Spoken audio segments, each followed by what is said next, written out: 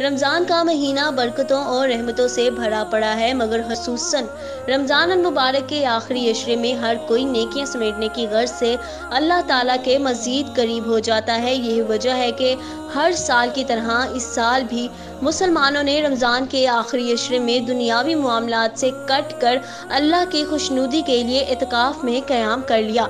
इस मकसद के लिए यूं तो मर्द हजरात को मसाजिद में, जबकि ख्वातीन को घरों में इत्काफ का हुक्म दिया गया है, मगर कोरोना वबा के पेश नज़र इस साल मर्द हजरात और ख्वातीन ने घरों में ही इत्काफ किया। यकीनन इत्काफ बैठना बहुत बड़ी सआदत है। एक रिवायत के मुताबिक जो शख्स मगरिब से इशा तक मस्जिद जमात में इत्काफ करे और सिवाय नमाज के और तिलावत कुरान के और गुफ्तगू ना करे तो अल्लाह ताला उसके लिए जन्नत में महल बना देंगे। मौलाना आसिम मखदूम ने इत्काफ की शराइत कुछ इस तरह से बयान फरमाई है। इत्काफ का माना है किसी जगह ठहर जाना या रुक जाना। हमारे यहाँ जो इस्लामी रिवायात में इत्काफ मुराद है वो इमामुल अंबिया सरवर कोनान व सकलैन हज़रत मुहम्मद रसूलुल्लाह सल्लल्लाहु अलैहि वसल्लम का रमज़ानुल मुबारक के आखिरी अशरा के अंदर 10 दिन के लिए अपने आप को मस्जिद में बैठा लेना, उसे इत्काफ कहते हैं। अगर इत्काफ किसी वजह से टूट जाए तो इस शख्स के बारे में भी कुछ यूं वजाहत की गई है। इमामुल अंबिया ने अपनी पूरी ज़िंदगी में कभी भी इत्काफ का नागा नहीं किया। हर साल आपने बाकायदगी के साथ इत्काफ किया है।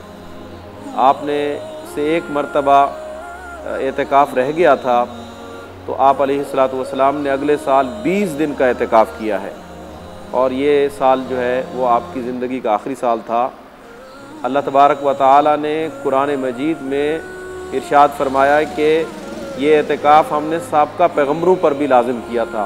साबका पैगम्बर जो हैं वो भी इत्काफ में बैठा करते थे, और अल्लाह तबारक व तआला अपने 2 पैगम्बरों हज़रत इब्राहीम खलीलुल्लाह और हज़रत इस्माईल ज़बीहुल्लाह को ये हुक्म दे रहे हैं कि आप बैतुल्लाह को नमाजियों के लिए और मोतकिफ़ीन यानी इत्काफ में बैठने वालों के लिए साफ़ रखें और इनका एहतराम लाजमी करें। इत्काफ में मर्दों और ख़वातीन के लिए जो अहकामात जारी किए वो कुछ यूँ हैं। मर्द के लिए लाजमी है कि वो 10 दिन के लिए इत्काफ बैठेगा, और औरतों के लिए भी लाजमी है कि वो 10 दिन के लिए इत्काफ में बैठेंगी।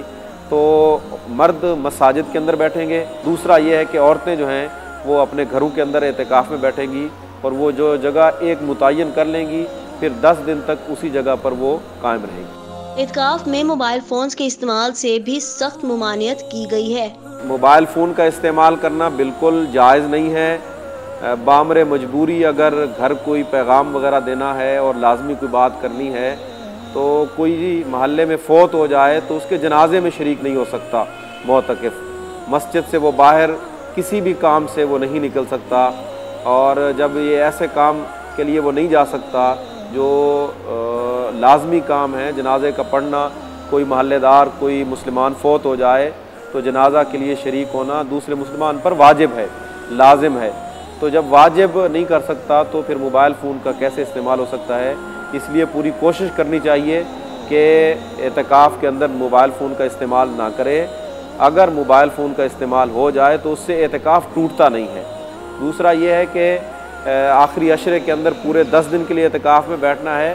किसी वजह से रोज़ा टूट जाता है या कोई नमाज रह जाती है तो इससे इत्काफ नहीं टूटता, बल्कि वो रोज़े की क़ज़ा करेगा, और नमाज अगर रह गई है तो उसकी भी वो क़ज़ा करेगा।